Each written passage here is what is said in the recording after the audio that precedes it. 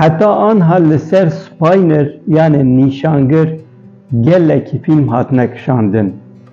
Nîşangir ji bo filmên aksiyonî bingeheke mihîm e. Loma gelek filmên aksiyonî li ser nîşangiriyan jî nîşangiran hatine kişandin.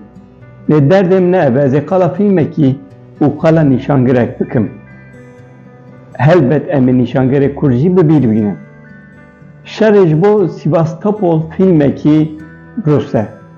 Filmekî gelekî serketiye. Derhêner Sergey Magnitskî ew kişandiye. Şerê ji bo Sivastopol. Nayê bîra min çend car me ev film temaşe kiriye. Yani gelek cara min temaşe kiriye. Her ku ez rast lê hatime min temaşe kiriye. Film qala çi dike? Film qala şerê li Sivastopolê dike û têde jî serhileheng nîşangirek e. Nîşangirek e bi navê Ludmila Pavlichenko. Ludmila Pavlichenko di sala 1916 de hatiye dinyayê 12 tîrmehê. Îro jî 12 tîrmehê ye roja rojbûna wê ye loma mijara me ya 3 deqîqeyan e. Pavlichenko li hemberî faşîstên Hitler berxwedaye. Nîşangireke gelekî serketiye. Hinekî wê wekî nîşangira herî serketî a dinyayê binav dikin. Lê ne mihîm e ya herî serketî ew e ya na, lê rola xwe gelek baş lîstiye. û Yekîtiya Sovyetê jî ew baş nîşan daye wekî lehenga sereke, wekî nîşangira sereke û di reklamên xwe de ev bikaraniye. Tiştên wisa di dema şeran de mihîm in. Jê wê de tir ev filmekî gelekî serketiye loma min jê hez kir.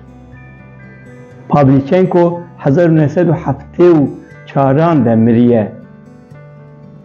Dema diçe ji bo leşkerî Serîlê de û wê dibin cê nîşangirtinê bi ser pêncîra 47 puanan digire dibe yekemîn û tê hilbijartin. Li dinyayê nîşangiran bandorekî mihîm li şeran kirine.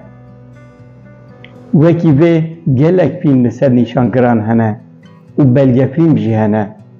Di dema Kobanî de nîşangirên Kobanî jî hebûn. Di dema şerê Kobanî de li ser wan nîşangiran kurtefilm û belgefilm hatin kişandin hûn dikarin li wan jî mêze bikin.